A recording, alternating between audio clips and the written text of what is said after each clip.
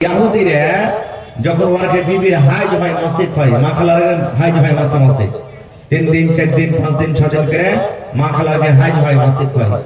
তো বলছেন হুজুর ইয়াহুদিরকে যখন বিবিরকে হাইজ হয় তখন ওয়াকে বিছানা ঘুমাইতে লাইনে স্ত্রীটাকে বলে তুই আলাদা হয়ে থাক, তুই না পাক খেয়ে আছিস এখন, যেদিন তুই না পাক খেয়ে থাকবে আমার বিছানা আসবি না, আমার বিছানায় তুই পা দিবি না, বিছানায় ঘুমাবি না, আমার জন্য রুটি করবি না, ঘাটি করবি না, ভাত করবি না, ছাতু করবি না, আমার জন্য তুই তরকারি করবি না, পানি নিয়ে আসবি না, যেদিন তুই না পাক খেয়ে থাকবি তুই আমার থেকে দূরে থাক, তুই না পাক খেয়ে আছিস। দেখেন কত জুলুম করতো ভাই। এটা তো আল্লাহ রাব্বুল আলামিনের পক্ষ থেকে আল্লাহ তাদেরকে দিয়েছেন যে মাসে মাসে 2 দিন 3 দিন 4 দিন 5 দিন করে তারা না পাক হয়ে থাকবে। আর সেই কথাটা তারা কত বড় মনে করত, একটা মহিলার উপরে কত জুলুম অত্যাচার করত।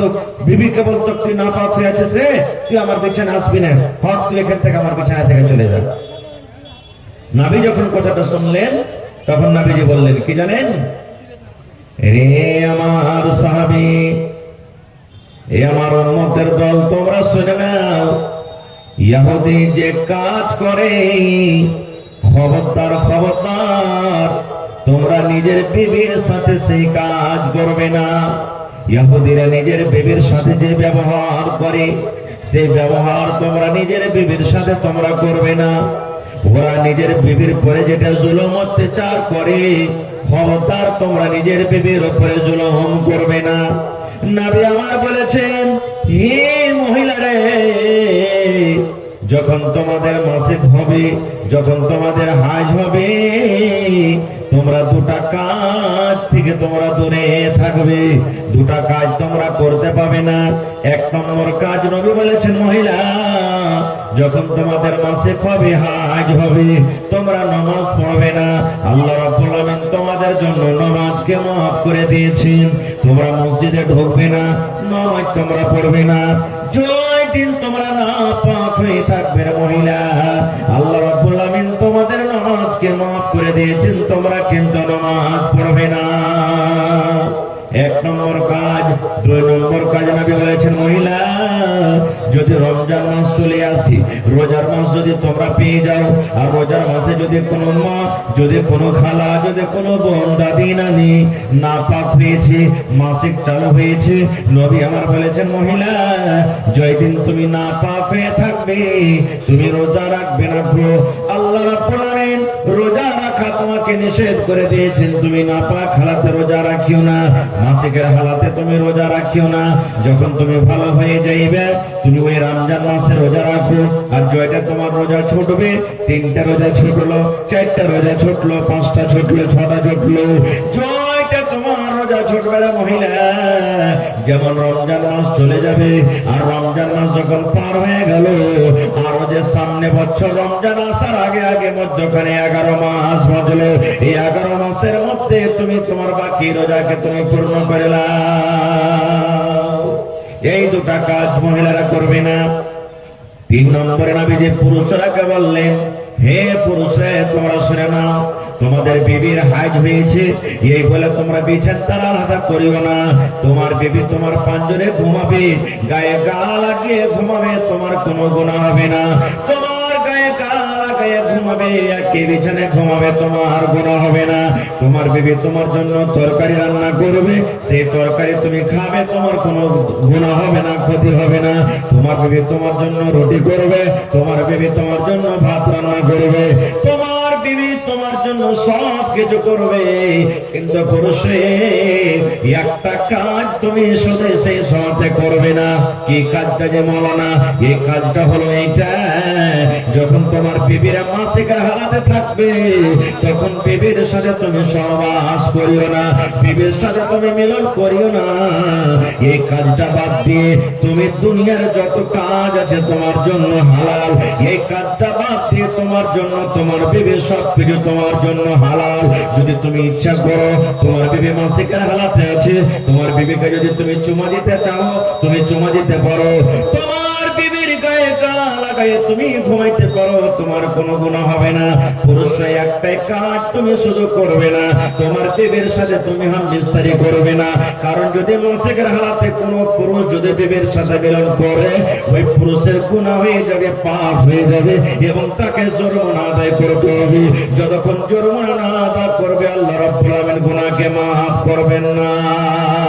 নারে তাকবীর।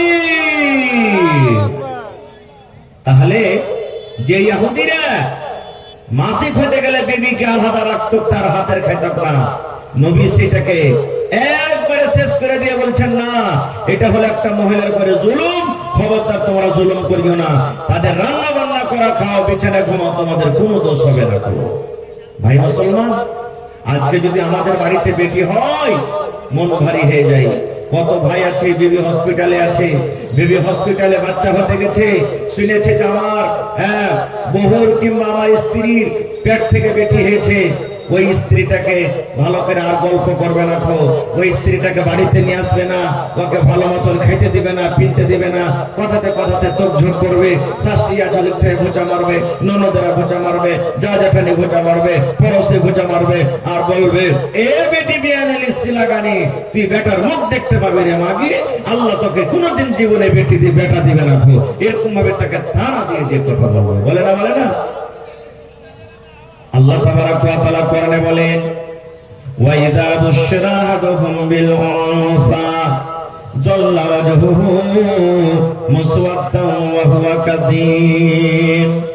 আল্লাহ রাব্বুল আলামিন 1400 বছর আগেকার ঘটনা, মক্কাতে যে ঘটনাটা হতো, আল্লাহ রাব্বুল আলামিন বলেন ওই মক্কা নগরে কোন মানুষ, সব মানুষে কোন মানুষ যখন সে কানে শুনতো আমার বেবির পেট থেকে বেটি হয়েছে, বেটা হয়নি, ওরে আল্লাহ রাব্বুল আলামিন বলেন দুনিয়ার মানুষ রে, ওই পেটের পাপ, লজ্জার কারণে, শরমের কারণে নিজের মুখখানটাকে ঢেকে ঢেকে ঢেকে হাঁটতো, লজ্জার কারণে কোনো মানুষের পাঞ্জরে বসত না, লজ্জার কারণে মুখ কালো হয়ে যায়।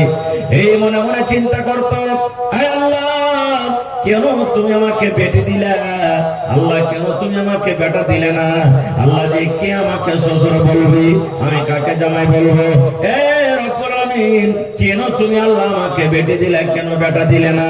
এই লজ্জার কারণে, শরমের কারণে ওরে আল্লাহ লোকটা ভালোভাবে বাড়ি থেকে বের হইত না, দোস্ত বন্ধুদের পাঞ্জরে বসত না। লোকেরা যখন সেই রাস্তা দিয়ে হাঁটতো, লোকেরা তাকে থানা দিয়ে দেখে দেখে বলতো, দেখ রে এটা আব্দুল্লাহ চলে যায় বেটির বাপ, এটা হালিম চলে যায় বেটির বাপ, এটা বেটির বাপ চলে যায়। এরকম ভাবে লোকেরা গোঁচা দিয়ে দিয়ে কথা বলতো, আর মনে করতো, লজ্জা মনে করতো বেটি বাড়িতে জন্ম নিতে গেলে। ইমাম বাগাবী রাহমাতুল্লাহ আলাইহি বলেন, বেটির বয়স যখন 5 বছর, 6 বছর, 7 বছর যখন হইতো, তখন একটা কোদাল নিয়ে নিত, তাও কি জানে তখন ওই বাপ একটা কোদাল নিয়ে চলে যেতেন মাঠে, একবারে জঙ্গলে ময়দানে চলে যেতেন, আর যাওয়ার পর একটা খাল করতো, গর্ত করতো, খাল করে বাড়ির ভিতরে চলে আসতো। আসার পর কোন বিবিকে বলতো, এ হালিমার মা, জায়েদার মা, জামিলার মা, শুন, কই আমার হালিমা জায়েদা কই? বলছে এই মনে হয় বাড়িতে আছে, বা খেলছে, বা কিছু হচ্ছে। কি স্বামী, কি কথা? এবার সে বাপ বলতো, বিবি রে, আমার হালিমাকে তুমি সুন্দর করে নতুন সাজা সাজা দাও, আমার হালিমাকে তুমি চাল গোসল দিয়ে দাও, আমার হালিমাকে নতুন জামা কাপড় দিয়ে দাও। কারণ আরবের মেলা কেমন হয়, আরবের মেলা কেমন হয়, আরবের বাজার কেমন লাগে, জীবনে কোনোদিন আমার কলেজার টুকরা হালিমা জায়েদা খালেদা দেখেনি। তুমি সুন্দর করে নতুন সাজিয়ে আমাকে দিয়ে দাও, আমি তাকে মেলা বাজার ঘুরতে আমি নিয়ে যাব। বিবিকে বলতেন এরকম ভাবে, বিবি তো জানে না আমার স্বামী কোন মেলা থেকে ঘুরতে নিয়ে যাবে, কোন বাজারে নিয়ে যাবে। ওরে সুবহানাল্লাহ, মা কিন্তু খুব খুশি, যাই আমার বেটির পরে মনে হয় তার আব্বার মেয়ে হয়েছে, আর মনে হয় তাকে মারবে না, কিচ্ছু বলবে না, আদর করবে। মেলা ঘুরতে, বাজার ঘুরতে যখন নিয়ে যেতে চেয়েছে, এর মানে আমার স্বামী আমার বেটিকে কত আদর করবে। ওরে সুবহানাল্লাহ, মা কিন্তু জানে না কোন মেলা ঘুরতে নিয়ে যাবে, কোন বাজার ঘুরতে নিয়ে যাবে। মা সুন্দর করে মেয়েকে গোসল দিয়ে নতুন জামা কাপড় দিয়ে তেল কাজল দিয়ে আব্বার হাতে তুলে যেতেন। এবং বাগাবের রহমাতুল্লাহ আলাইহি বলেন, হাত কান ধরে হাঁটতে হাঁটতে হাঁটতে হাঁটতে ওই জঙ্গলে বাবা ময়দানের দিকে চলে যেতেন, যে জায়গাতে বেটিকে দফন করবো বলে গর্ত করে এসেছিলেন। চলে যেতেন ওই জায়গাতে যেখানে গর্ত করে এসেছিলেন। এবার হাঁটতে হাঁটতে যখন হাঁটতে হাঁটতে গর্তর পাঞ্জরে পৌঁছে যাওয়া, এবার বেটি বলতো, আব্বা গো, এইখানে কোনো বাড়ি নাই, কোনো দোকান নাই, কোনো মানুষজন কিছু নাই, কোথায় আপনি আমাকে নিয়ে যাবেন? আব্বা বলতো, বেটে রে, এই মাঠের পর, এই ময়দানের পর একটা সুন্দর মার্কেট আছে, বাজার আছে রে, কলেজার টুকরা, সেই বাজারে তোমাকে নিয়ে যাবো। হাইরে মাসুম বাচ্চি, ও তো জানে না কোন মেলা আমার আব্বা জান আমাকে নিয়ে যাবে। এবার হাঁটতে হাঁটতে ওই খালের পাঞ্জরে, গর্তর পাঞ্জরে যখন পৌঁছে যায়, এবার আব্বা জান বেটিকে বলে, হালে বাড়ি, এই আমার জায়গা খালেদা, তুমি একটু নিজের মুড়িটাকে বাড়িয়ে দেখো রে মা, খালটা কত বড়। তুমি নিজের চোখটা বাড়িয়ে দেখো রে মা, খালটা কত বড় রে। সুবহানাল্লাহ। যেমনই কলেজের টুকরা নিজের মাথা কানটাকে বাড়িয়ে যেমন গর্তর দিকে তাকা, আব্বাজান পেছন থেকে হঠাৎ করে এমন জোর করে তাকে একটা ধাক্কা দিল। ধাক্কা দেওয়ার সাথে সাথে কলেজার টুকরা মেয়ে কিন্তু খালে পড়ে যায়। যেমনই খালে পড়ে গেল, এবার খালে পড়ে তখন বলছে, আব্বা গো, তুমি কেন আমাকে গর্ততে ধাক্কা দিলে? আব্বা গো, কি অপরাধ করেছি, কি আমি দোষ করেছি, তুমি আমাকে গর্ততে ফেলে দিলে? আব্বা বলতে, বেটি রে, জীবনের মতো তুমি আজকে আমাকে আব্বা আব্বা বলে ডেকে নাও, জীবনের মতো মাকে মা মা মা মা বলে ডেকে নাও, জীবনের মতো তুমি মাথার উপরে আকাশটাকে দেখে নাও। আজকের পর তুমি আমাকে আব্বা বলে ডাকতে পাবে না, মাকে মা মা বলে তো ডাকতে পাবে না, কারণ তোমাকে আজকে আমি এই মাটির ভিতরে, এই গর্তের ভিতরে তোমাকে আমি দফন করে চলে যাব। বেটি যখন কথাটা শুনতো, বেটি কাঁদছে, চোখ দিয়ে পানি ঝরছে, আর বলছে, আব্বা গো, আমি কি অপরাধ করেছি গো আব্বা, আপনি আমার হায়াতটাকে শেষ করে দিবেন? আমি কি জুলুম করেছি আপনার উপরে, কি আমি ক্ষতি করেছি, আপনি আমাকে দফন করে চলে যাবেন? বলছে, বেটি রে, যেদিন থেকে তুই দুনিয়াতে এসেছিস রে মা, আমি লজ্জার কারণে বাড়িতে আমি থাকতে পারি না, গ্রামে আমি হাঁটতে পারি না, আমি 10 বন্ধুর সামনে আমি বসতে পারি না। যদি আমি গ্রামে হেঁটে যাই, লোকরা আমাকে তানা দিয়ে দিয়ে, ঘুচা দিয়ে দিয়ে কথা বলে। এই জন্য তোমাকে আর দুনিয়াতে আমি থাকবো না, তোমাকে আমি এই গর্তের ভেতরে, খালের ভেতরে তোমাকে দফন করে চলে যাব। ইমাম বাগাবী রাহমাতুল্লাহ আলাইহি বলেন, ওরে সুবহানাল্লাহ, ওই কলেজের টুকরা বলতো, আব্বা গো, জীবনে কোনোদিন আপনার বাড়ি আর ঘুরে যাব না, মাকে মা মা মা বলে আর ডাকবো না, আপনাকে আব্বা বলে আর ডাকবো না। আমার 2 চোখ যেদিকে যাবে আমি চলে যাব, জীবনটা কাটিয়ে দেব। আমি আপনার বাড়িতে ঘুরে যাব না, আমি আমার কারণে যদি আপনি লজ্জা পান, আমি আপনার বাড়িতে যাব না। যেদিকে আমার চোখ যাবে আমি চলে যাব, কিন্তু দয়া করে আব্বা তুমি আমাকে গর্ত থেকে উঠাইয়া নাও। এরকম ভাবে মেয়ে খালে পড়ে পড়ে, গর্ততে পড়ে পড়ে কাঁদতে থাকতো। আরে আব্বা জান একটাও কথা না বলে ওই জিন্দা জীবিত বেটিকে ওই খালের ভেতরে, গর্তের ভেতরে দফন করে বাড়িতে চলে যেত। নবী যখন আমার শুনলেন মানুষরা নিজের বেটিকে এরকম ভাবে দফন করে, নবী যখন আমার শুনলেন মানুষরা নিজের বেটিকে জিন্দা দফন করে জমিনে পুঁতে চলে আসি, আল্লাহ রাসূল বলেছেন, হে বেটির বাবা, তোমরা শুনো রে, আজকে যত পিন্ডালে আছেন, কত মানুষের বেটি আছে বাড়িতে, কোন মানুষের একটা আছে, কোন মানুষের 2টা আছে, কোন মানুষের 5টা আছে, এরকম করে করে পাড়ায় মানুষের বেটি আছে। বেটির বাপ শুনেন, সৈয়দ নবী আমার বলেছেন, আল্লাহ রাব্বুল আমিন 2টা মেয়ে দিয়ে যাকে পরীক্ষা করেছেন, আল্লাহ রাব্বুল আমিন 2টা বেটি দিয়ে যাকে পরীক্ষা করেছেন, হাদিসে 2টার কথা আছে, 2টা হোক, 1টা হোক, 3টা হোক, 5টা হোক, আল্লাহর নবী বলেছেন, আল্লাহ রাব্বুল আমিন আলামিন যাকে মেয়ে দান করেছেন, বেটি দান করেছেন, আর বেটি পেয়ে যদি মুখখানটাকে ভারী না করি, যদি বেটি যখন বড় হলো তাকে তেল কাজল দিয়ে সুন্দর করে পড়িয়ে লেখে শক্তি হিসাবে একটা ভালো জামাই, একটা ভালো বাড়ি থেকে যদি বিয়ে দিতে পারে, নবী আমার বলেছেন বেটির বাবা আর আমি নবী জান্নাতের ভিতরে থাকবো। কেমন হয়ে জান্নাতে থাকবো? নবী আমার দুটা মঙ্গল, দুটা লোককে ইশারা করে বলছেন, হে বেটির বাপ তোমরা শোনো, এই দুটা লোক যেমন পাশাপাশি হয়ে আছে, আমি নবী আর বেটির বাবা জান্নাতের ভিতরে পাশাপাশি হয়ে থাকবো। নারে তাকবীর, সুবহানাল্লাহ। তাহলে দেখেন যে জিনিসটাকে আমরা সস্তা মনে করি, যার মান সম্মান আমার দিনে, নবী বলেছেন ওই বেটির বাপ আর আমি নবী জান্নাতে পাশাপাশি থাকবো। কত পাশাপাশি থাকবো? যেমন এই দুটা লোক পাশাপাশি আছে, আমি নবী আর ওই বেটির বাবা জান্নাতে একবারে পাশাপাশি থাকবো। তাহলে মন ভারী করবে না? জোরে বলেন, মন ভারী করবে? আল্লাহ কোরআনে বলছেন সূরাতুশ শূরাতে, দুনিয়ার মানুষ, আমি আল্লাহ তাআলা যাকে ইচ্ছা করি বেটা দান করি, আমি আল্লাহ তাআলা যাকে ইচ্ছা করি বেটি দান করি, আমি আল্লাহ যাকে ইচ্ছা করি বেটা বেটি দুটোই দান করি, আমি আল্লাহ যাকে ইচ্ছা করি তাকে দান করে রাখছি। এরকম দুনিয়াতে মানুষ আছে 7টা 8টা 10টা বেটা হয়ে গেছে, এই মনে হয় বেটি হবে, এই মনে হয় বেটি হবে, এই মনে হয় বেটি হবে, কিন্তু একটা বেটি নেই, শুধু বেটা। এরকম আছে না নাই? দুনিয়াতে কত মানুষ আছে আল্লাহ তাবারক ওয়া তাআলা তাকে শুধু বেটি দিয়েছেন, আর কত মনে আশা, এই মনে হয় বেটা হবে, এই মনে হয় বেটা হবে, এই মনে হয় বেটা হবে, কিন্তু বেটা নয়, শুধু বেটি হয়ে যায়। কত মানুষ দুনিয়াতে এমন আছে যে আল্লাহ তাআলা বেটা বেটি দুটোই দান করেছেন।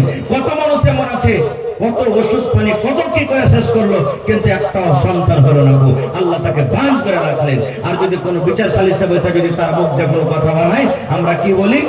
শালা তোর ময়া যায় না এবার তোর বুকে বে, তুই একবারই ৭৫ দিন ওই লেগে শালা আল্লাহ তোকে কোনো বেটা বেটি দেয়নি, তুই সহাকাদর জানিস না। এই কথাটাই আমরা বলবো। ভাইরে আমার কাছে একটা বই আছে সুনহেরি আওরা, ওয়াতি লিখছেন আব্দুল মালিক মুজাহিদ মুসান্নিফ, উনি লিখছেন একটা ঘটনা যে আল্লাহ তাবারক ওয়া তাআলা যে মানুষকে জান্নাত দিবেন, যে জান্নাতের ভিতরে 8টা দরজা আছে। কয়টা দরজা? কথা বলেন, কয়টা দরজা আছে? আর আল্লাহ তাআলা জাহান্নামে যে মানুষকে দিবে, তো জাহান্নামে যাওয়ার জন্য 7টা দরজা আছে। কয়টা দরজা? 7। তো জান্নাতের দরজা বেশি না জাহান্নামের দরজা বেশি? কথা বলেন, জান্নাতের দরজা বেশি, জাহান্নামের দুয়ার 7টা। এবার একটা লোক ছিল, ওর প্রথমে একটা বেটি হলো, মনে মনে ভাবলো মনে হয় বেকার বেটা হবে, কিন্তু না, আবার বেটি হলো। 3 নম্বরে আবার বেটি হলো, 4 নম্বরে আবার বেটি হলো, 5 নম্বরে আবার বেটি হলো, 6 নম্বরে আবার বেটি হলো। মন খারাপ হলো, স্ত্রীকে বলছে, শুন তোকে আর বিছানায় নিব না রে, বেটার মুক্তি আমাকে দেখাবি না, তুই তোর বেটি কোটাকে সব দিলে আর নে নামাতে সব পড়ে শেষ। তেল কাজল দেওয়া বন্ধ হয়ে গেল, ফেস পাউডার দেওয়া বন্ধ হয়ে গেল, চিরুনি বন্ধ হয়ে গেল, সাবান দেওয়া বন্ধ হয়ে গেল। মন খারাপ ওই লোকটার বেটির বাপের, যে তোর বেটি রেখে নিয়ে তুই নামাতে থাক, তোর মতন বেবিকে আমি বিছানায় লেগে না। তার 6টা বেটি একটা নাতে এক লাগাতার 6টা বেটি।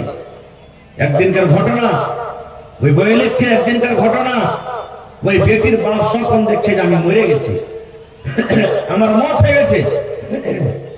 আমরা স্বপ্ন দেখি না ভাই? বিয়ের বাড়িতে জানাজা খাচ্ছি, মাঠে কাম করছি, দোকানে নাস্তা করছি, এই ধরনের লোকটা স্বপ্ন দেখছে যে আমি মরে গেছি। এবার মনে মনে বলছে, আরে ঠিকই আমি মরে গেছি নাকি। একটু পর তখন দেখছি একটা লোক তার কাছে চলে এসছে, আসা পর তোমার হাত খানটাকে ধরে টানছে, চলো। বেটির বাপ বলছে, তুমি আমাকে কোথায় নিয়ে যাবে? বলছে যে তোমাকে জাহান্নামের ভেতরে নিয়ে যাব। তখন ওর মনে হলো যে আসলে আমি মরে গেছি, কারণ মানুষের জান্নাত জাহান্নাম মরার পর না হবে, ওর বিশ্বাস থাকলো আসলে আমি মরে গেছি। এবার শুনেন মজার ঘটনা।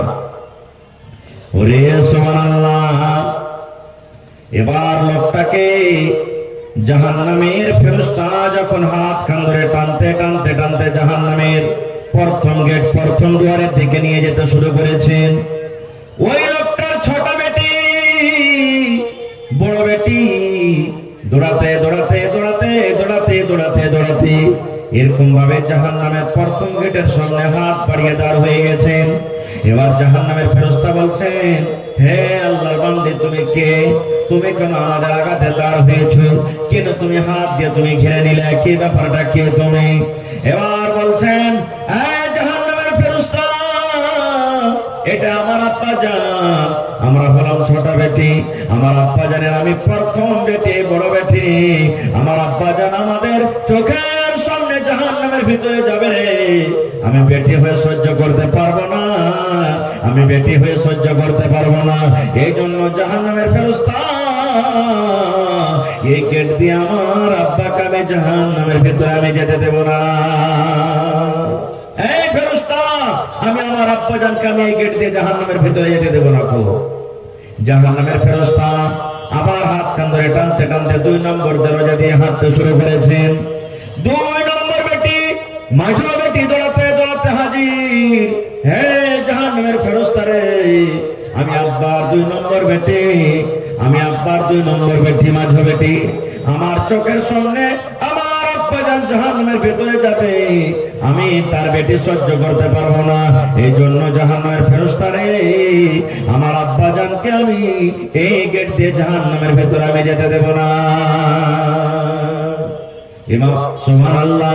এবার মুসান্নিফ বলছেন, সেই কিতাবি 3 নম্বর গেটে 3 নম্বর বেটি হাজির হয়ে গেল, 4 নম্বর গেটে 4 নম্বর বেটি হাজির হয়ে গেল, 5 নম্বর গেটে 5 নম্বর বেটি হাজির হয়ে গেল, 6 নম্বর গেটে 6 নম্বর মেয়ে কলেজা টুকরা হাজির হয়ে গেল। এই জাহান্নামের ফেরেশতা, আমি আব্বার 6 নম্বর মেয়ে, 6 নম্বর বেটি, আমি আমার আব্বা জানকে জাহান্নামের ভিতরে আমি যেতে দেব না। কয়টা গেট বাঁচলো জি ভাইয়া? কয়টা বাঁচলো? একটা কিন্তু এখন আছে, আবার বেটি আছে, বেটি নাই। এবার 6 নম্বর গেট থেকে যখন বেঁচে গেল, ওই বেটির বাপের চোখ দিয়ে ঝরঝর ঝরঝর ঝরঝর করে পানি ঝরতে শুরু হয়েছে। বেটির বাপ কিন্তু কাঁদতে শুরু করেছে। এবার জাহান্নামের ফেরেশতা যখন বলছেন, আল্লাহর বান্দা তুমি কাঁদো কেন? এখনো তুমি জাহান্নামের ভেতরে যাওনি রে, এখনো জাহান্নামের তুমি মজা খাওনি, কি কারণে তুমি কাঁদো? তোমার চোখে কেন পানি? এবার কাঁদতে কাঁদতে বলছে জাহান্নামের ফেরেশতা রে, এখনো আমি জাহান্নামের ভেতরে যাইনি, এখনো আমি জাহান্নামের মজা পাইনি, জাহান্নামের শাস্তি আমি পাইনি, কিন্তু এই জন্য কান্দি রে ফেরেশতা। আজকে আমাকে 7 নম্বর গেট থেকে আমাকে কে বাঁচাবে? আল্লাহর কাছে দোয়া করছেন, আল্লাহ তুমি আর যদি আমাকে আর একটা বেটি দিতে। আল্লাহ ছোট বেটি আমাকে 6 নম্বর গেট থেকে বাঁচিয়ে নিল, আর একটা দরজা একটা গেট বেঁচে গেছে। আল্লাহ যদি আজকে আমার আর একটা বেটি থাকতো, আমি 7 নম্বর গেট থেকে আমি বেঁচে যাইতাম। কে আমাকে বাঁচাবে 7 নম্বর দুয়ার থেকে? এই জন্য আমি কাঁদছি। এই কাঁদতে কাঁদতে তার স্বপ্ন কিন্তু ভেঙে গেল। ছোট্ট করে বলছি ঘটনা, স্বপ্ন ভেঙে গেল। এবার স্বপ্ন যখন ভেঙে দেখছে, আরে রায় মোটামুটি 12, 1, 2টা রায়, ওর বিবিকে দেখছে সমস্ত বেটি রেখে দিয়ে নামাতে শুতে আছে, বড় বড় মশাতে পড়ছে, কতদিন থেকে মাথাতে তেল নাই, চিরুনি করেনি, সাবান মাখেনি, কত কাপড়টা নোংরা হয়ে আছে, শুতে আছে। আর বলছে আমি তো স্বপ্ন দেখছিলাম। তখন আফসোস করে বলছে, আল্লাহ যদি আজকে আমার স্বপ্নটা যদি সত্য হতো, তাহলে আমার অবস্থা কি হতো? এবার চোখ দিয়ে পানি ঝরছে, কাঁদতে কাঁদতে বিবিকে নিন্দের হালাতে, ঘুমের হালাতে তুলে বিছানে রাখলেন, সমস্ত বেটি রেখে রাখলেন। ঠিক ফজরের টাইমে, ফজরের সময়তে মুয়াজ্জিন সাহেব যখন আজান দিয়ে দিয়েছে, আজান দেওয়ার সাথে সাথে বিবির চোখ খুলে গেছে। বিবি তখন এবার চোখটা খুলে দেখছে, আরে আমার বিছান তো ছিল নামতে, কেমন করে আমি পালঙ্গের উপরে এলাম? মাথা লেড়ে দেখছে, আরে আমার মাথাতে তো সিটা করা ছিল না, তেল ছিল না, কে আমাকে তেল দিল, আমার চুলে কে চিরুনি করে দিল? এবার স্বামীর দিকে দেখছে, কান্দা কান্দা কান্দা তার চোখ কিন্তু লাল হয়ে গেছে, কান্দা কান্দা চোখের পাতাগুলা ফুলে গেছে। এবার বলছে, স্বামী গো, এত রাতের বেলাতে কেন আপনি কাঁদছেন? কি হয়েছে আপনার? এত রাতের বেলাতে না ঘুমিয়ে আপনার চোখে পানি দেখি, আপনি তো কান্দা কান্দা চোখকে ফুলিয়ে দিয়েছেন, চোখ আপনার লাল হয়ে গেছে। বলছে, বিবি আমি রাতের বেলাতে স্বপ্ন দেখেছি রে বিবি। এরকম এরকম ঘটনা, গোটা ঘটনা শুনিয়ে দিলেন। বলতে বলতে বলতে এরকম ভাবে বিবিকে বুকে জড়িয়ে ধরছে, বলছেন বিবি রে, জীবনে তোমার উপরে কত জুলুম করেছি, অত্যাচার করেছি, আর তোমার উপরে জুলুম অত্যাচার করব না। তুমি দয়া করে আমাকে মাফ করে দাও, দয়া করে তুমি আমাকে মাফ করে দাও, দয়া করে তুমি আমাকে মাফ করে দাও। আর তোমার পরে আমি কোনোদিন জুলুম অত্যাচার করব না।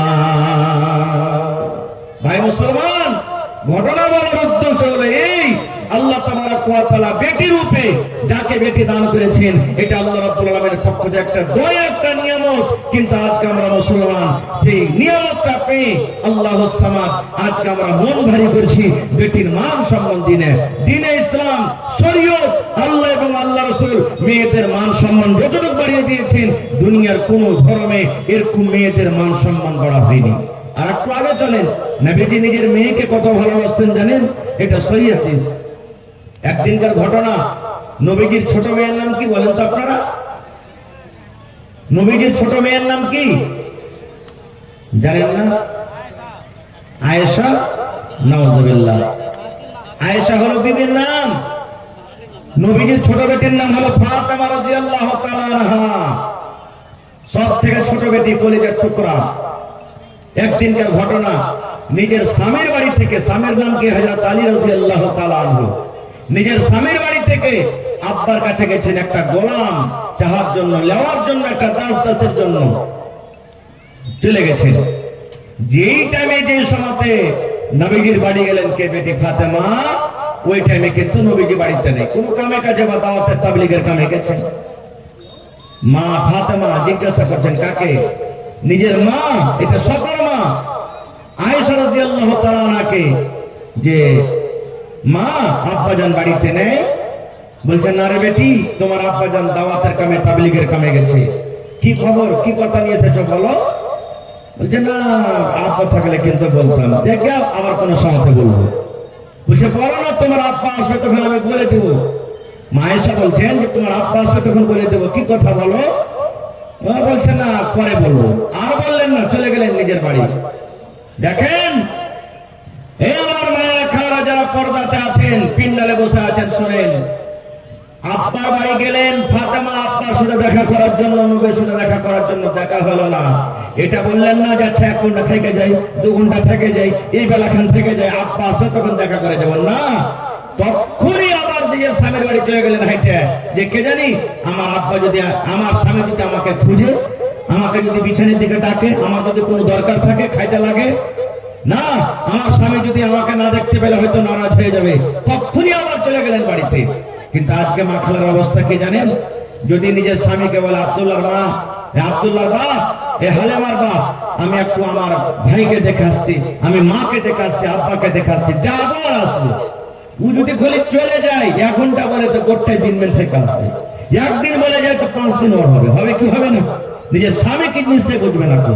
মা ফাতেমা বলছে না, আমি চলে যাব। চলে গেলেন নবী আমার। আহা, সন্ধ্যাবেলা তাইলেন বাড়ি। মা আয়েশা বলছেন নবীজি আর জানেন? বলছে কি হয়েছে? বলছে ফাতেমা দেখা করতে এসেছিল আপনার সাথে, আমি জিজ্ঞাসা করলাম কিন্তু আমাকে বলেনি। ওরে সুবহানাল্লাহ। আমার এলাকার ভাইরা শুনেন, নবীজি নিজের কলিজার টুকরাকে কত ভালোবাসতেন। ওরে আল্লাহ, যখন মা আয়েশা বলেন আপনার কলিজার টুকরা ফাতেমা আপনার সাথে দেখা করার জন্য এসেছিল, তখনই নবী বাড়িতে না থেমে, নবী আমার সেই টাইমে রাতের বেলাতে নবী আমার পেটের সাথে দেখা করার জন্য চলে গেলেন। ওই টাইমে, ওই সময়তে 10,000 নাকি জি, মানে 50,000, 5,000। আচ্ছা ভাই, প্রথম কলম এসছেন, আল্লাহর রাস্তায় দেন, কাবরস্তান, আখিরাতের ঘর, আখিরাতের জায়গা, আল্লাহ আপনাকে ভালোবাসবেন ইনশাআল্লাহ। দেন জি, 5,000 নগদ, 5,000 দিয়ে দেবেন পরে ইনশাআল্লাহ। হ্যাঁ, জমিন কিনতে হবে।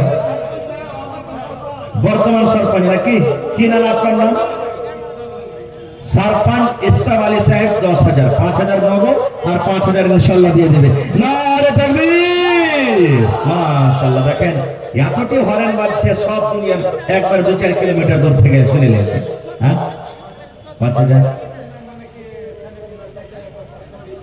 আচ্ছা আচ্ছা, তো এক কাম করেন, আর 2000 টাকা দিয়ে দেন। সরপঞ্চ সাহেব 7000 টাকা করে দেন।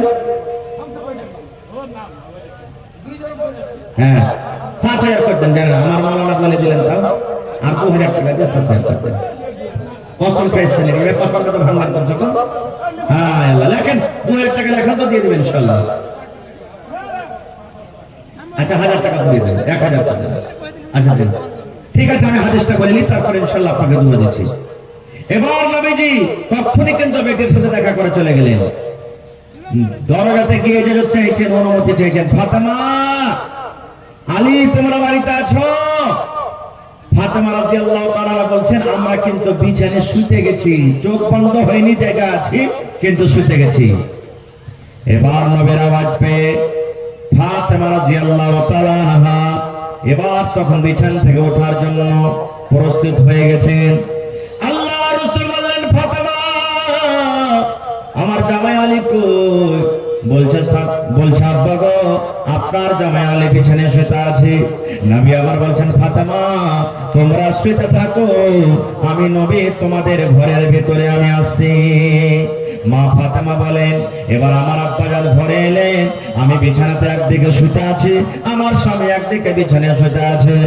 আল্লাহর নবী আমার আব্বা জান আমাদের দুজনের মধ্যখানে নবী আমার কিন্তু বসে গেলেন। বসে যাওয়ার পর তখন বলছেন, বেটি রে, আমি না শুনেছি তুমি আমার সাথে দেখা করার জন্য গেছিলে আম্মা, কি তোমার দরকার হয়েছিল, কি কারণে তুমি আমার সাথে দেখা করতে গেছিলে আম্মা? আমি এখন তোমার আব্বু হাজির হয়েছি, বলো রে মা, তুমি কি কারণে আমার সাথে দেখা করার জন্য গিয়েছিলে? এই আমার এলাকার ভাইয়েরা শোনেন, নবী আমার কত ভালোবাসতেন বেটিকে। যখনই নবী শুনলেন আমার বেটি আমার সাথে দেখা করার জন্য এসেছিল, নবীজি 1 সেকেন্ড আর বাড়িতে দাঁড়ালেন না, তখনই চলে গেলেন। যখন নবী বললেন, বেটি রে, কি কারণে তুমি আমার সাথে দেখা করার জন্য তুমি এসেছিলে মা, বলো তো। এই আমার মায়েরা, এবারে ফাতেমা নিজের হাত খানটাকে এরকম ভাবে কিন্তু দেখান, আব্বা গো, এই যে দেখেন আপনি আমার হাত দেখেন, আব্বা আমার হাত দেখেন, আব্বা গো আমার হাতের দিকে দেখেন। আল্লাহর নবী যেমন নিজের বেটির হাত দেখলেন, ওরে সুবহানাল্লাহ, হাতে কিন্তু বড় বড় বড় বড় ফোঁসা পড়ে গেছি, কত ফোঁসা সাদা হয়ে গেছি, কত ফোঁসা কিন্তু গলে গলে গেছি, হাতটা রক্তে রক্তিত হয়ে আছে, লাহুলাহান হয়ে আছে, হাতে ফোঁসা পড়ে গেছে। এবার নবী তখন বলছেন, মারে তোমার হাতে কেন ফোঁসা পড়লো, তোমার হাতে কেন ফোঁসা পড়ে আছে? বলছে, আব্বা গো, আপনার জামাই বাড়িতে কাম কাজ করে করে যাতা পিছে পিছে ইন্দারা থেকে পানি তুলে তুলে, কুয়া থেকে পানি তুলে তুলে আপনার এই আমার হাতে কিন্তু ফোঁসা পড়ে গেছে আব্বা। যাতা পিছে বেশি ইন্দারা থেকে কুয়া থেকে পানি তুলে তুলে স্বামীর বাড়িতে কাম কাজ করে করে আমার হাতে ফোঁসা পড়ে গেছি। সুবহানাল্লাহ, দেখেন নবীর বেটি নিজের স্বামীর বাড়িতে কাম কাজ করে করে হাতে ফোঁসা পড়ে গেছে। আহা, আজকে যদি আমরা হইতাম কি বলতাম, এই বেটি শুন, বিছান কাছা না ছেলে তো তুই ই কাঞ্জুসের বাড়িতে আর থাকতে হবে না, চল ইয়া তোকেরা বাড়িতে কাম করতে পারা যাবে না, খোল তাড়াতাড়ি করে করিয়ে বেশ থাকলে আর চল বাড়ি চলে যাবে। আমার কোন বহি যদি মাকে ফোন করে, মা গে কোন বাড়িতে তুই দিয়ে দিলি গে মা, আর মিনসার ভাত খেতে ভালো লাগে না, আমার শুধু কাম কাজ করাইছে। কত মা খালা এমন আছেন, বুঝাবে না রে বেটি, শ্বশুর বাড়িতে থাকতে গেলে কাম করতে হবে, শ্বশুর বাড়িতে থাকতে গেলে ভালোভাবে থাকতে হবে, বুঝাইবে। আর কত মা খালা এমন আছে, এক কাম কর না, তুই বেকার আয়, তুই বেকার আয়। এবার যেমনই চলে গেল তখন ফোন করে রাখবে, হাজি আমাকে আনতে আসবে না, 5 দিন 7 দিন যখন আনতে আসবে না, বলছে যাবো। ই বেচারি কোন রকম গেছে 5 দিন 7 দিন পর বিবিকে আনতে, আর দুটো একটা চাংড়া খাড়ো করে তখন বাস হাত কান ধরে খুঁটিতে বেঁধে নেড়ে 2-4 বাড়ি দিয়ে তখন বলছে, এই তোর বাড়িতে আমার বেটি ভাত খেতে পারবে না, মরার বেটা মরা, 3 লাখ টাকা তোকে দিয়েছি, 2 লাখ টাকা আমার বিয়েতে খরচা হয়েছে, 5 লাখ টাকা দে, 10টা মানুষ ডাক, আর আমার বেটিকে তালাক করে তুই চলে যা। এরকম হয়েছে কই? শের সমাজে আমাদের এরকম হয়েছে। কিন্তু রে সুবহানাল্লাহ, নবী আমার বেটির হাত দেখলেন, কিন্তু খোসা করে আছে। ওরে আল্লাহ, আমার ভাইয়েরা মায়েরা খালারা শোনেন, নবী তখন বলছেন, বেটি রে তুমি আমাকে হাত রেখে কি বলতে চাইছো রে মা? বলছে, আব্বাবু আমাকে যদি আপনি একটা গোলাম দিতে পারতেন, একটা দাসী গোলা দিতে পারতেন, আমার কাজে আরাম হতো, আমার স্বামীর বাড়িতে কাজ করতো, আমি আপনার মেয়ে আরাম পাইতাম। এই জন্য একটা গোলাম চাইতে গেছিলাম, একটা চাকর চাইতে গেছিলাম। যদি চাকর গলা একটা দিতে পারতেন, আমি শুনেছি লড়াইতে আপনি অনেক চাকর পেয়েছেন, দাসী পেয়েছেন, ওই দাসী গলা যদি আপনি আমাকে দিতে পারতেন, আমার বাড়িতে কাজ করতো। নবী তখন বলছেন, বেটি তুমি আমার কাছে গোলাম চাইছো, তো গোলাম থেকে যদি একটা ভালো জিনিস তোমাকে দিতে, কোনটা নেবে তুমি? গোলাম নেবে না ভালো জিনিস নেবে? উদাহরণস্বরূপ বলি, আপনার কাছে যদি আপনার বেটি যে বলে, আব্বাজি একটা ছাগল গলা দাও তো, দাম একটা ছাগল গলা, তো আপনি যদি বলেন, হারে বেটি ছাগল নিয়ে কি করবি, চল তোকে 30,000 টাকা দিয়ে একটা গাই গলা কিনে দেবো, আপনার বেটি ছাগল নেবে না গাই নেবে বলেন তো? জয় বলেন, কি নেবে যে ভাই? গাই নেবে। আমার নবী বলছেন, বেটি রে তুমি আমার কাছে গোলাম চাইছো রে মা, তাহলে গোলাম থেকে ভালো জিনিস দিলে তুমি সেটা নেবে কি নেবে না? মা ফাতেমা বললেন, আব্বা গো আমি গোলাম চেয়েছি, গোলাম থেকে যদি ভালো জিনিস আপনি আমাকে দেন, আমি সেই ভালো জিনিসটা নেব। ভালো জিনিস কি আমি পরে বলছি, কথাটাকে রেখে দিলাম। তার আগে আমি বলি আপনাদেরকে, ফাতেমাটা কে বলো? ফাতেমা, ফাতেমা কে? আরে আল্লাহ, আল্লাহর নবী বলেছেন, শেষ নবী আমি দুনিয়াতে এসেছি, আমার পর নবী হয়ে দুনিয়া তার কেউ আসবে না। আমি শেষ নবী, শেষ পয়গম্বর, ইমামুল আম্বিয়া। যত নবী দুনিয়াতে এসেছিলেন সমস্ত নবীদেরকে নামাজ পড়াচ্ছেন, ইমাম হয়েছেন সেই নবীর বেটি ফাতেমা। নবী আমার বলেছেন, আল্লাহ রাব্বুল আমিন আমাকে প্রথম নম্বরে বলবেন, নবী গো যাও তুমি জান্নাতের দুয়ার খুলে দাও, জান্নাতের গেট খুলো। আল্লাহ রাসূল বলেছেন, আমি শেষের বেলাতে এসেছি, কিন্তু ওরে সুবহানাল্লাহ আমি নবী সর্বপ্রথম জান্নাতের দুয়ার খুলবো। আর আমার উম্মত হিসাব কিতাব করে যতক্ষণ পর্যন্ত জান্নাতের ভিতরে না যাবে, ততক্ষণ পর্যন্ত কোন নবীর উম্মত জান্নাতের ভিতরে যেতে পারবে না। এরকম নবীর বেটি ফাতেমা নিজের স্বামীর বাড়িতে কাজ করে করে হাতে খোঁজা করে যেত। আর ফাতেমাকে আল্লাহ রাসূল সাল্লাল্লাহু আলাইহি ওয়াসাল্লাম 10 জন নবী 10 জন সাহাবীর নাম নিয়েছেন, যাকে আশরায়ে মুবাশশারা বলা হয়। এই আব্দুর রহমান তুমি জান্নাতে যাইবে, এই সাদ তুমি জান্নাতে যাইবে, এই আবু বকর তুমি জান্নাতে যাইবে, এই উমর তুমি জান্নাতে যাইবে, এই সাইদ তুমি জান্নাতে যাইবে। 10 জন সাহাবীদের নাম নিয়েছেন। তার মধ্যে একজন সাহাবী ছিলেন কে? আলী রাদিয়াল্লাহু তাআলা আনহু। নবী আমার বলেছেন, আলী তুমি জান্নাতে যাইবা। দুনিয়াতে তারা জান্নাতের খুশখবরি পেয়েছেন, দুনিয়াতে জান্নাতের সার্টিফিকেট পেয়েছেন, আলে তুমি জান্নাতে যাইবা। ওরে সুবহানাল্লাহ, এরকম জান্নাতে মানুষ যে দুনিয়াতে জান্নাতের সার্টিফিকেট পেয়েছেন, এরকম জান্নাতে মানুষের বিবি হলেন কে? ফাতেমা রাদিয়াল্লাহু তাআলা আনহা, যে নিজের স্বামীর বাড়িতে কাজ করে হাতে খোঁচা পড়ে যেত। আর কে ফাতেমা? একদিনকার ঘটনা, নবীজি জিবরিল ফেরেশতার সাথে গল্প করছেন, তখন হাসান হোসেন ছোট বাচ্চা, 5-7 বছরকার বাচ্চা, 2-4 বছরকার বাচ্চা, হঠাৎ করে কাঁদতে কাঁদতে নবীর পাঞ্জরে বসে গেছেন। যে হযরত জিবরিল আর নবীজি একটুখানি দূরে গল্প করছেন, আর আল্লাহ রাসূল সাল্লাল্লাহু আলাইহি ওয়াসাল্লামের নাতি হাসান এবং হুসাইন কাঁদছেন, কাঁদতে কাঁদতে নবীর পাঞ্জরে বসে গেছেন। এবার তখন জিবরিল ফেরেশতা বলছেন, নবী গো এটা কে? বলছে আমার নাতি। জিবরিল ফেরেশতা বলছেন, নবী গো আপনার নাতিকে আপনি কত ভালোবাসেন। এবার নবী বললেন, জিবরিল রে আমার নাতিকে আমি কত ভালোবাসি, যে আমার নাতিকে ভালোবাসে সেই নবী যেন আমাকে ভালোবাসলো। আমার নাতিকে যে মহব্বত করে আমার সাথে মহব্বত করলো, আর আমার নাতিকে যে ভালোবাসে না, মহব্বত করে না, সেই যেন নবী আমি আমার সাথে সে মহব্বত করলো না। এবার জিবরিল আমির বললেন, নবী গো যে নাতিকে আপনি এত আদর দেন, এত ভালোবাসেন, তার ভালোবাসা তো আপনার ভালোবাসা, তার নারাজগি আপনার নারাজি। আপনার মরে যাওয়ার পর, আপনার দুনিয়া থেকে চলে যাওয়ার পর একটা এমন সময় আসবে আসবে, একটা এমন টাইম আসবে আপনার এই নাতিকে কিছু মানুষেরা তীর দিয়ে, বললাম দিয়ে, তালোয়ার দিয়ে, কত রকম কষ্ট আঘাত দিয়ে আপনার নাতিকে দুনিয়া থেকে শহীদ করে দেবেন। যেমন কথাটা শুনলেন, এবারে নবী বলছেন জিবরিল রে, আমার এই নাতিকে এত আদর করি, আমার নাতিকে মারবি, আমার এত নাতিকে কষ্ট দিয়ে মারবি? বলছে হ্যাঁ, আপনার নাতিকে শহীদ করে দিবি। এবার নবী বললেন জিবরিল, আমার নাতিকে যখন মারবে আমি নবী সে সময়তে বাঁচবো না, থাকতে পাবো না। কিন্তু জিবরিল রে, যে জায়গাটা আমার নাতিকে মারা হবে, তুমি দয়া করে ওই জায়গাটা, ওই জমিন খানা তুমি আমাকে একবার দেখাও তো, যে জায়গাটা আমার নাতিকে শহীদ করা হবে।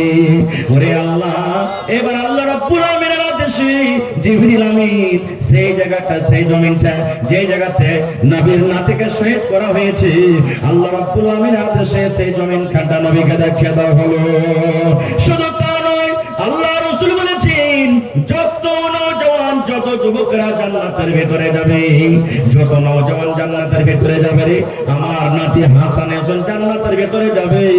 এবং শুধু জান্নাতে যাবে না, সমস্ত নওজওয়ান, সমস্ত যুবকের জান্নাতের ভেতরে সরদার হবেন আমার নাতি হাসান হোসেন।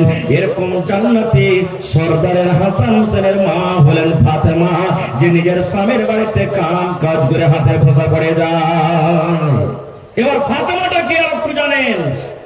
এই আমার মায়েরা, খালারা, আল্লাহ রাসূল সাল্লাল্লাহু আলাইহি ওয়াসাল্লাম বলেছেন, আমার ফাতেমা জান্নাতের ভিতরে যাবে, আমার ফাতেমা জান্নাতে যাবে, আমার ফাতেমা জান্নাতি মহিলা। আল্লাহ রাসূল বলেছেন, আমার ফাতেমা শুধু জান্নাতে যাবে না রে, যত মহিলারা জান্নাতের ভিতরে যাবে, যত নারীরা জান্নাতের ভিতরে যাবে, সমস্ত নারীদের নেত্রী, সমস্ত নারীদের সরদারনি হবে কে? আমার ছোট বেটি কলেজের টুকরা ফাতেমা। এরকম জান্নাতি মেয়ে ছেলে ফাতেমা নিজের স্বামীর বাড়িতে কাম কাজ করে করে হাতে পোষা করে যেত। সুবহানাল্লাহ। তা नबीजी बेटी के आप गुजारिश है कि आप लोग शांति बनाकर बैठ जाएं। जो रजाकार हजरात हैं, जो जलसा कमेटी है, अगर कोई मामला पेश आता है तो वो देख लेंगे। सामीन हजरात से गुजारिश है कि आप लोग बैठ जाएं। আপনারা বসে যান ভাই, এরকম ভাবে মাহফিল ছেড়ে চলে যাও। कोई मामला नहीं है, आप लोग बैठ जाएं। কিছু হয়েছে, शांति बनाकर आप लोग बैठ जाएं। আপনারা বসে যান।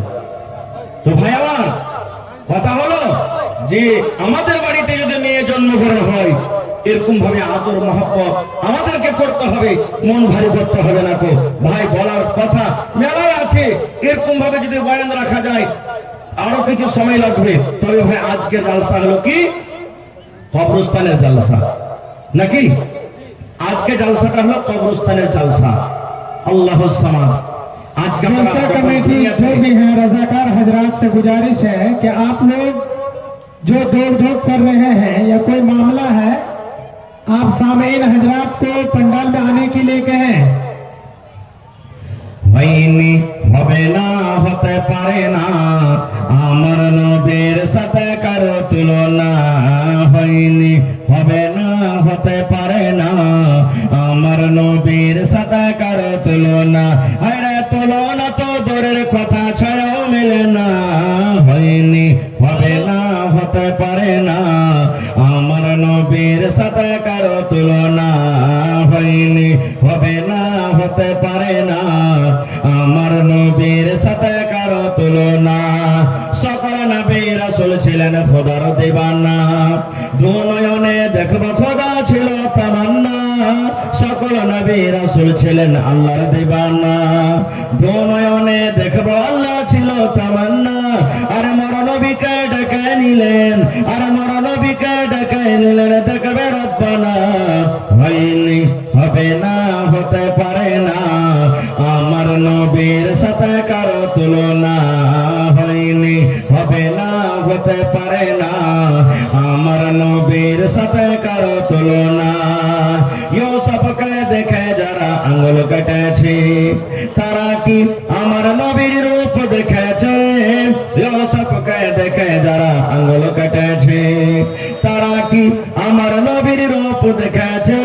আরে দেখতো যদি কেটে দিত, আরে দেখতো যদি কেটে দিত কলিজা খানা। হয়নি, হবে না, হতে পারে না, আমার নবীর সাথে কারো তুলনা হয়নি, হবে না, হতে পারে না আমার নবীর সাথে কারো তুলনা। নারে তাকবীর। ভাই আমার, আজকে জালসাটা হলো কবরস্থানের জালসা। আজকে যখন আমরা বাড়িতে বানাই 10 লাখ, 15 লাখ, 50 লাখ, 1 করোড় টাকা আমরা খরচ করে বাড়ি বানাই, থাকবো কতদিন যার কোনো গ্যারেন্টি নেই। 1 মাস থাকবো, 1 বছর থাকবো, 50 বছর থাকবো, 1 ঘন্টা থাকবো, কি পাবো না থাকতে কোনো গ্যারেন্টি নেই। কিন্তু সুবহানাল্লাহ, কবর একটা এমন জায়গা, কিয়ামত পর্যন্ত সেই জায়গাতে আমাদেরকে সোজা থাকতে হবে, এমন দামি জায়গা। আজকে আমরা ঘর বাড়ি আমরা বানাইতে যাচ্ছি, কত টাকা খরচ হয়, সুবহানাল্লাহ। ভাইরে, আজকে আপনাদেরকে নিয়ে এখানকার এলাকার মানুষ, গ্রামের মানুষ একটা জালসার আয়োজন করেছে, যে শুনতে পেলাম জমিন কিছু পাওয়া গেছে, কবরস্থানের জমিন কিনতে হবে, টাকা লাগবে, যার কারণে আজকে জালসাটা লাগানো হয়েছে। এটা খুব দরকারের জিনিস। আল্লাহুস সামাদ, আমরা মুসলমান, আমরা যখন মরে যাব আমাদেরকে জানাজা পড়ে কবরে মাটিতে দফন করবে, আমাদেরকে কবরের ভিতরে থাকতে হবে। এই জন্য কবরস্থানের জালসা, ভাই আমার, 1 টাকা, 2 টাকা, 5 টাকা, 10 টাকা যা পারবেন যে আমি আপনাদের কাছে নিব। তার আগে আমি একটা আবদার রাখছি, দেখে কোন আল্লাহর বান্দা আছেন যে কবরস্থানের জন্য 1 কাঠা 2 কাঠা জমিন কেউ দান করতে পারবেন? গত রাত্রে জালসা আমার শাইখে মুহতারাম তাওহীদ আলম সাহেব সালাফি হাফেজাহুল্লাহ, উনিও ছিলেন কালকে জালসাতে। আল্লাহুস সামাদ, এই মির্জাপুরে 7 কাঠা জমিন ওখানে দান হয়েছে, মসজিদে জালসা ছিল। আজকে দেখি যেখানে কবরস্থানের জমিন নেওয়া হবে, ওইখানে যদি কোনো ভাই পারেন, কারোর জমি থাকে তো 1 ডিসমিল হোক, 1 কাঠা হোক জমিন আপনি সেখানে দিয়ে দিবেন। আর ওখানে আপনার যদি জমিন না আছে, মাঠে ময়দানে অন্য জায়গাতে আছে, তা 1 কাঠা জমির দাম বা 8 কাঠা জমির দাম যা হবে, বা 1 ডিসমিল জমির দাম যা হবে, আপনি সেই জমিনটাকে কিনে আপনি ঈদগাহে কবরস্থানের জন্য আপনি দিয়ে দিবেন। তো দেখি কোন আল্লাহর বান্দা আছেন আজকে জালসাতে 1 কাঠা কিংবা 2 কাঠা কিংবা 1 ডিসমিল জমিন দান করতে পারবেন, কিংবা 50,000 টাকা একটা লোক দান করতে পারবেন। দেখি আল্লাহর কোন এমন বান্দা আছেন এই কবরস্থানের জমির জন্য 10,000, 20,000, 5,000 করে করে কতটি লোক দিতে পারবেন। কমিটির লোককে বলবো, মা খালাদের পিন্ডালে চাদর দিয়ে আপনারা পাঠিয়ে দেন। মায়েরাকে বলবো, হে আমার মায়েরা, আজকে আপনাদের বয়ান আমি রাখলাম, আল্লাহ রাব্বুল আলামিন আপনাদের মান সম্মান অত দিয়েছেন। মানুষেরা জুলুম অত্যাচার করছে করুক, সমাজ জুলুম অত্যাচার করছে করুক, এর হিসাব সমাজ কিয়ামতের দিন দিবে। কিন্তু আপনারা মনটা ভারী করিয়েন না, সমাজের কারণে ট্রেনের পার্টি থেকে আপনাদেরকে জীবন দিতে হবে না, গলাতে দড়ি লাগিয়ে ফাঁসে যেতে হবে না, তো বিষের মতো মুখে নিয়ে আপনাদেরকে বিষ খাই। وشر الأمور محدثاتها وكل محدثة بدعة وكل بدعة ضلالة وكل ضلالة في النار. أعوذ بالله من الشيطان الرجيم.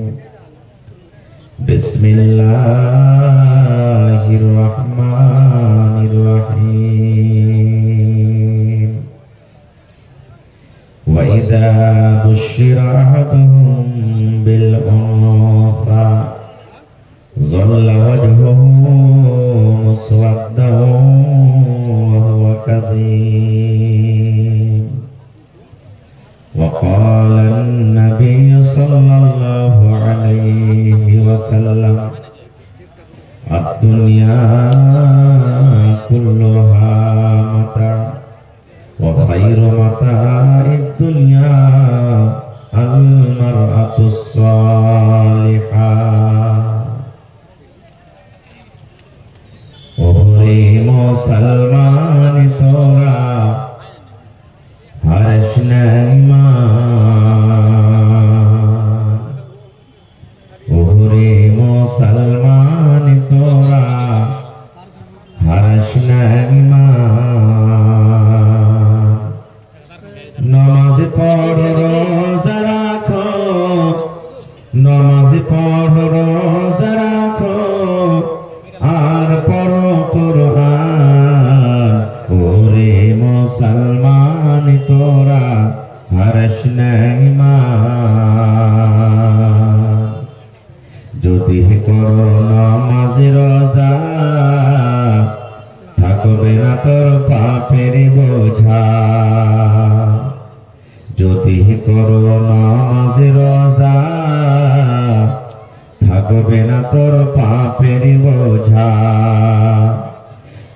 পুলসিরাতে পার করিবেন, পুলসিরাতে পার করিবেন খোদা রব্বে দো জাহান। ওরে মুসলমান তোরা আরশ নেইমান, নামাজ পড়ো রোজা রাখো আর পড়ো কুরআন। ওরে মুসলমান তোরা আরশ নেইমান। কি কোহরে কি আমল করলে একাই আলে একাই যাবে, কি কোহরে কি আমল করলে একাই আলে একাই যাবে। ভালো আমল যদি করে গেলে, নেক আমল যদি করে গেলে হবে তোর কল্যাণ।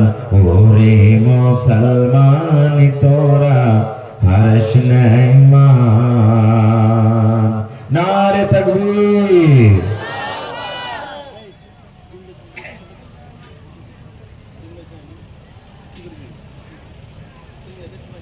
আজকে জলসা যোগ্যতম শ্রদ্ধেয় সভাপতি সাহেব, উপস্থিত ওলামায়ে কেরাম, সারাদিন কামকাজ করে নরম গরম বিছানাকে ত্যাগ করে সামনে বসে আছেন আমার দিনদার ভাইরা, পর্দানশীল মায়েরা, খালারা। সমস্ত তারিফ ও গুণগান সে মহান আল্লাহ তাবারক ওয়া তাআলার জন্য, যে মহান আল্লাহ তাবারক ওয়া তাআলা আজকে আমাদেরকে এই কবরস্থানের জালসার পিন্ডালের তলাতে বসে কিছু বলার ও শোনার তৌফিক দিয়েছেন। তাই আমরা আল্লাহ তাবারক ওয়া তাআলার প্রশংসা করি, অন্তর থেকে মুহাব্বতের সাথে সকলে পড়েন আলহামদুলিল্লাহ। জোর করে পড়েন ভাই আলহামদুলিল্লাহ। তারপর আমাদের শেষ নবী হযরত মুহাম্মদুর রাসূলুল্লাহ পড়েন সাল্লাল্লাহু আলাইহি সাল্লামের পর অগণন দরুদ শরীফ শান্তির দ্বারা বর্ষিত হোক, আমিন। আল্লাহুম্মা সাল্লি আলাইহি আল্লাহুম্মা বারিক আলাইহি। ভাই মুসলমান, আজকে আমি আপনাদের সামনে কোরআন মাজিদের কয়েকটা আয়াত তেলাওয়াত করেছি, সাথে আল্লাহর নবী মুহাম্মদ সাল্লাল্লাহু আলাইহি সাল্লামের একটা হাদিস পড়েছি। সেই আয়াত এবং হাদিসকে সামনে রেখে আমি আমার বক্তব্য ইতি করব। মা তাওফীক ইল্লা বিল্লাহ। আল্লাহর কাছে দোয়া করি রব্বুল আলামিন আমি যা কিছু বলবো যেন সেই হাদিস এবং কোরআন থেকে বলতে পারি, সাথে আমরা শোনার পর যেন সকলে আমল করতে পারি, তার জন্য আল্লাহ আমাদেরকে তৌফিক দেন। আল্লাহুম্মা আমিন। ভাই মুসলমান, ওয়াজ করার আগে একটা গল্প বলবো আপনাদেরকে, আর খুব দামি গল্প। হাদিস করার কথা না, একটা গল্প। মাগরিবের নামাজ কয় রাকাত আছে ফরজ ভাই? জোরে বলে 3 রাকাত। মাশাআল্লাহ। এই যে আজকে দেখেন পিন্ডালে অনেক তালেবে ইলম মাদ্রাসার ছাত্ররা জলসা শুনতে এসেছে। এই মতো একটা তালেবে ইলম, একটা ছাত্র একটা মসজিদে মাগরিবের টাইম হয়ে গেছে যে নামাজটা এখানে পড়েনি। যারা মুসাল্লিগণ মসজিদে, ওনারা বললেন এই ছেলে নামাজটা পড়িয়ে দাও তো, পড়ালেখা ছেলে আছে, নামাজটা পড়িয়ে দাও। ছেলেটা আগে বেড়েছে, ইমাম হয়েছে, আল্লাহু আকবার বলে বুকে হাত বাঁধিয়েছে, বাইশ বাণী পড়ে আউযুবিল্লাহ বিসমিল্লাহ পড়ে সূরা ফাতিহা পড়ে কিন্তু চুপচাপ দাঁড় হয়ে যায়, কিচ্ছু পড়ে না। সূরা ফাতিহা পড়া পরে আরেকটা সূরা পড়তে হবে না মানে ভাই? হবে। ও ছেলেটা সূরা ফাতিহা পড়ে কিন্তু দাঁড় হয়ে আছে, আর কিচ্ছু বলে না। একটা গল্প বলছি, হাদিসের কথা না। কিছু সময় যখন কেটে গেল, কিছুই পড়ে না ছেলেটা, নামাজ আগে বাড়ে না। পিছন থেকে একজন মুসাল্লিদ বলছেন যে এই নামাজটা বাড়াবে না, এরকম ভাবে দাঁড় হয়ে থাকবে, আরে আরেকটা সূরা পড়ে নামাজটাকে তুমি আগে বাড়াও, রেখাতটাকে পূর্ণ করো। বলছে ভাই রে, ছেলেটা বলছে ভাই রে, আমি কোন সূরা পড়বো তো ভাবা চিন্তা করছি। বুঝবে কেমন কথা? বলছি এতটি সূরা আমার মুখস্থ রয়েছে যে কাকে রাজি করবো আর কাকে নারাজ করবো কিছু ভাবা চিন্তা করতে পারি না। আমি যদি এখন সূরাতুল ফিল পড়ছি তো সূরাতুল মাউন বলবে আমাকে কেন পড়লি না। আমি যদি সূরাতুল নাস পড়ছি সূরাতুল তিন বলবে যে আমাকে কেন পড়লি না। আমি যদি সূরাতুল লাহাব পড়ছি তো সূরাতুল তারিক পড়বে যে আমাকে কেন পড়লি না। কোনটা পড়বো আর কোনটা না পড়বো কিছু ভাবা চিন্তা করতে পারি না। ঠিক আমরা মুসলমান, আমাদের সমাজে, আমাদের এলাকাতে, আমাদের পাড়াতে, আমাদের বাড়িতে এতগুলি শরীয়ত বিরোধী কাজ বুরাই ঢুকে গেছে যে আজকে কোন বিষয় নিয়ে আলোচনা করব কিছু ভাবা চিন্তা করতে পারা যাবে। আছে না নাই ভাই? আল্লাহ সাল্লাম। তো আজকে আপনাদের সামনে আমি কথা রাখবো আল্লাহর এই জমিনে, পৃথিবীতে বর্তমান যুগে সব থেকে সস্তা জিনিস কি? ওর থেকে সস্তা আর মনে হয় দুনিয়াতে কিছু নেই।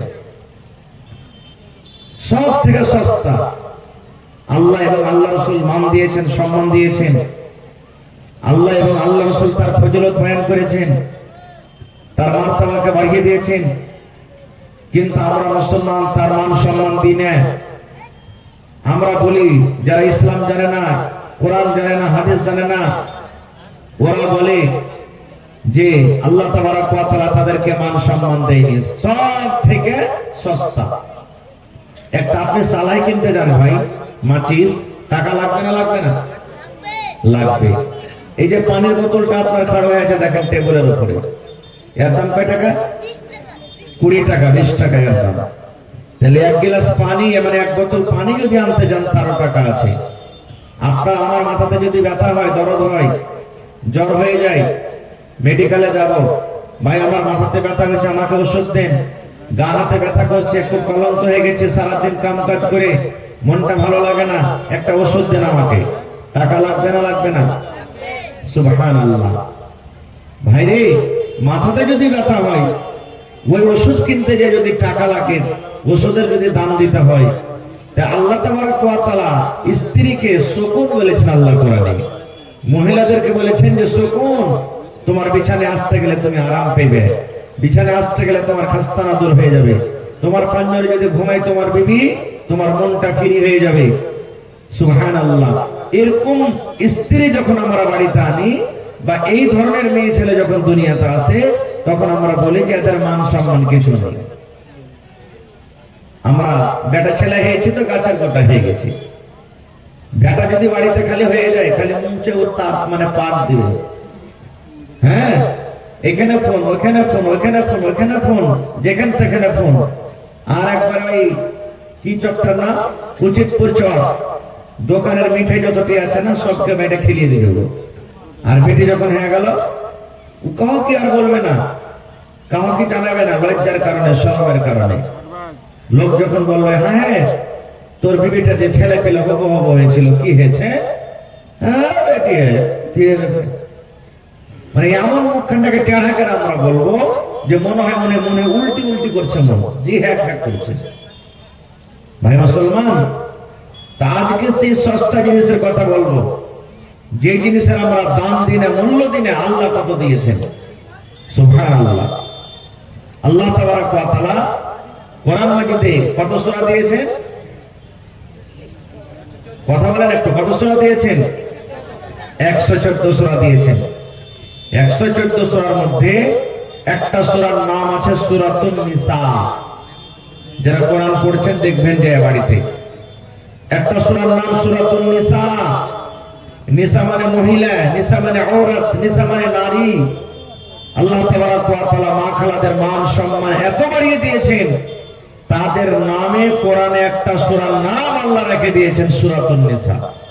কিন্তু গোটা কোরআন পড়ে দেখেন সূরাতুর রিজাল বলে কোনো সূরার নাম নেই, সূরাতুর রিজাল বলে কোনো সূরার কোরআনে নাম নেই। তাহলে মা খালাদের মান সম্মানের জন্য এটাই যথেষ্ট যে আল্লাহ তাবারক ওয়া তাআলা তাদের মান সম্মান এত দিয়েছেন কি তাদের নামে কোরআনে একটা সূরা দিয়েছেন সূরাতুন নিসা।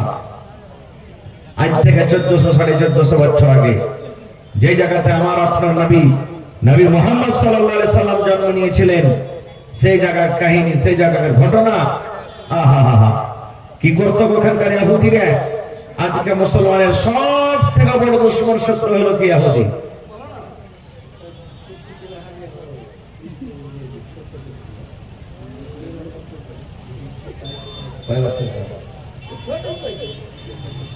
হ্যাঁ, মা খালারা ছেলে পেলাগুলাকে ভালো করে নিয়ে থাকবেন।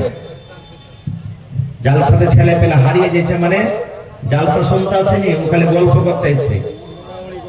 ছেলে হারিয়ে যাবে কেন যে ভাই? এখন এত ভিড় ভাড়ে ছেলে হারিয়ে যাওয়ার মানে খোঁজাখুঁজি খুব কষ্ট। তো কোনো ভাই যদি কান্দা কান্দি করে, ছেলেরা দেখতে পান তো স্টেজে পৌঁছাবে। ভাই আমার 1400 1450 বছর আগে ইহুদি ওরা সব দিনই মুসলমানের দুশমন, আজকে নতুন নয়। যেমন আজকে জুলুম অত্যাচার হয়েছে কি হয় না? সুবহানাল্লাহ। তো সাহাবায়ে কেরাম নবী কেসা বলছেন, হুজুর একটা কথা শুনেছেন? বলছেন কি জি? বলছে